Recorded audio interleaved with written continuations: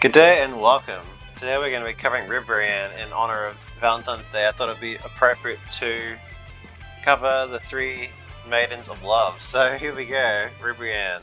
So as per usual, we're going to be covering just the general stats, skills, blast attacks, unique properties, key and smash blasts, rush combos, dash attacks, strength and weaknesses, other characters who play similarly, and lastly my final thoughts. So let's get straight into it. So first of all, she costs 5 DP, so middle of the range cost. Has 4 health bars, as you can see there. Average defense tied with a lot of other characters, such as a lot of the Saiyans. Middle of the pack damage stat, similar to Bojack and Kid Trunks, which is actually not too bad, especially for a non-transforming character. She starts with 2 key bars, no starting skill points, and has a maximum of 5, again, as you can see on the screen. Her key charge speed is average at about 4 seconds. Has access to 2 follow-ups after a smash attack and 4 in spiking mode. Her perception is a heavy finish, which is the gut punch, quite strong, and allows a backturn combo afterwards, provided the opponent doesn't use revenge counter and there are no transformations. So having covered that, we're going to move along to her skills. So she's got 2 reasonably powerful ones. So first of all, she has this short range paralysis attack, so this is unblockable, and for 4 seconds the opponent can't do anything, so no revenge counters or super counters or anything provided it hits. And also she has armor on startup, so pretty much what you want to do is you want to hitting them with a heavy attack or just dodge out of the way, otherwise you'll be guaranteed to be hit by 1 attack. There's actually even a setup that I was working with where you can I believe you can have just enough time to instant spark and then hit them with something, but I have to double check that later on when we get to her ultimate attack. So it's situationally useful, but generally speaking, when I play Ribrianne, I don't actually use this very often. I mostly stick to using her skill 2, which is just a standard instant sparking attack, Maiden's Fury. Yes, instant sparking. She doesn't have any additional properties other than the extra follow-ups and obviously the ability to use an extra blast attack as is commonly available to the rest of the cast. So, and the unlimited key while it's ticking down and all that kind of thing. So, so yeah, a reasonable bunch of skills and have situational uses. So, but then we get to the probably more funky part of her tool set is her blast attacks. So they're both pretty useful. So Pretty Cannon is a beam type. It's costs 3 key bars and deals about 7.4k damage. Travels pretty fast, which is good. Oh, the rock was in the way. It's supposed to hit, guys, I promise. Here we go. Yeah, 7.4k damage. So it's definitely not a bad option. It's consistent. Then you have her skill 2, which costs 4 key bars and is unblockable and quite fast and allows you to guide it slightly. It's not really designed to be used on an airborne opponent, but I'll show you what I mean by that in a second. So as you can see, it's basically like a giant rolling attack. So if you try to go after an airborne opponent, let's say if I come ready and behave. Alright, so say I try it on him in the sky.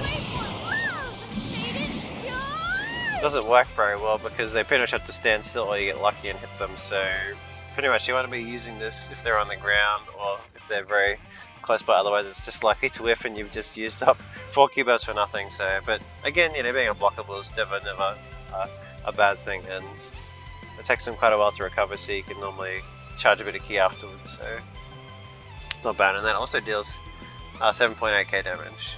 So I'll just go back into sparking mode to show her ultimate blast.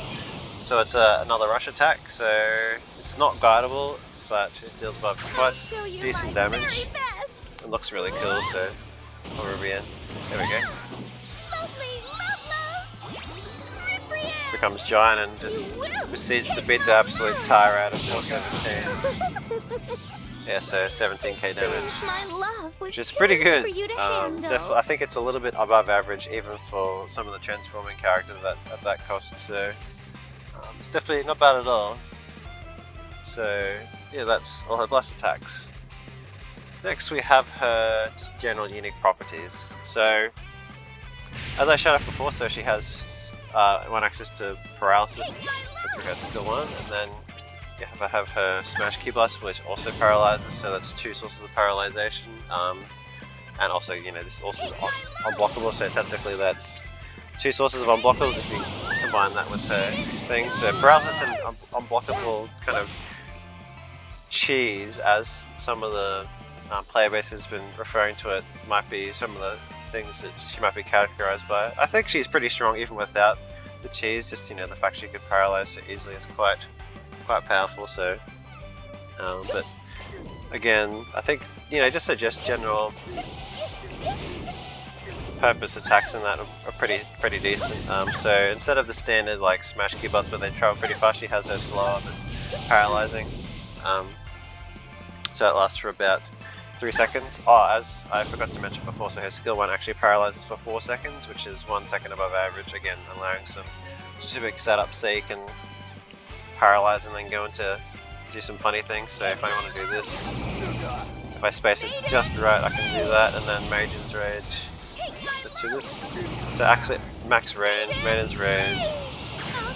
And this should give us just enough time to land an attack. Yeah, as you can see there, the little bubble was still there, so if you space it perfectly, you can get that off every time, and you know, that's almost 2 bars of damage, so definitely not something you want to just take to the face. But obviously, you know, that is quite expensive, so you pretty much have to already be in sparking and then, you know, spend an additional 2 skill points to get access to that. So not practical, but very cool when it actually lands.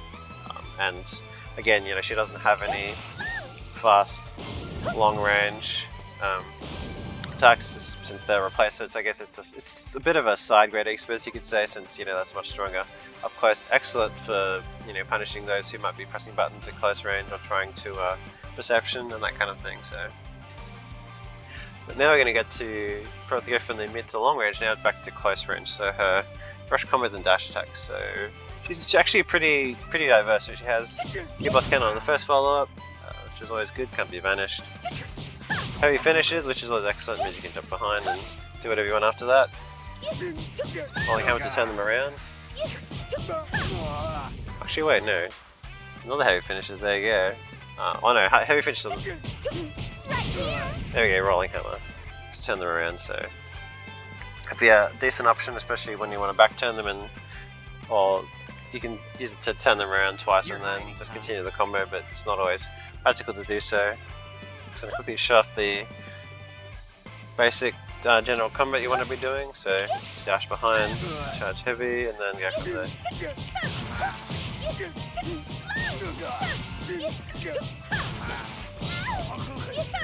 Boom, 15k. Yeah, excellent, especially if your opponent is just waiting for a long time and a little stuck in an animation.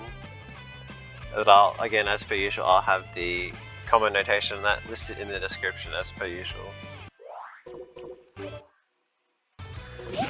So, having said all that, what's her strengths and weaknesses? So, as I mentioned before, yeah, access into sparking, which is always useful, and the unblockable blast attack is pretty good, and, you know, multiple sources of paralysis is pretty special even amongst the some other members of the cast who have somewhat strong similar options like Gilda and the like. Her skills are pretty well rounded overall. And, you know, she also has pretty solid stats as well, which is never a bad thing for this kind of character. Paralysis is incredibly strong during combos, and you do cheeky resets where, say, you do a couple of hits, and hit them with a heavy finish, and then do a smash key blast, and then, you know, whatever attack you do is guaranteed, so definitely good for cashing out damage and the like, which is cool. And, you know, again, like I said before, it's a great way to get around perception. But having said that, what's some of her weaknesses? So her blast attacks are kind of awkward, especially the second one, making it consistent to get that damage unless you've already paralyzed. Enough of you! You have some characters who directly compete with her kind of role and archetype, so cheaper options such as Lord Slug, or those with better stats like Cooler and Full Power Cooler. And also she doesn't have any defensive skill whatsoever, so pretty much means you have to be on point when you play her. Say you get stuck in a back turn combo, you gotta be pretty consistent, otherwise you're gonna be eating a lot of damage since you don't have, you know, an explosive wave or that kind of thing. So all just little things kind of stack up. But having said all that, if you like this kind of character, I might have mentioned before, so Lord Slot. So he's got a very similar playstyle. He's a little bit slower than average, but he hits pretty hard and decent stats, can transform up into a giant, which is never a bad thing. And also he gets access to T charging attack and also a explosive load, which is a really good defensive skill. So it kind of I guess he makes a more defensive version of Ribrianne, which is nice. And also has an attackable grab, which is cool. And yeah, like the main difference separating the two is that he doesn't have the unblockable attacks like she does, so it really depends on which one you prefer. But here are my final thoughts. So Ribrianne has some nice upsides. The main restriction is that she has, spending the extra DP point is not always worth it, especially in some teams might be pretty tight. Say running like a 7 or 8 cost, you're going to be really restricted on who you can run on that team. Whereas in single battles, I guess it's less of an issue since you don't have to worry about it as much. And yeah, that's pretty much it. I hope you enjoyed this video. We appreciate it if you like and share, especially as I'll be pumping out these character guides over the next couple of weeks and months. So have a great day, be blessed, and I'll catch you at the next one. Bye.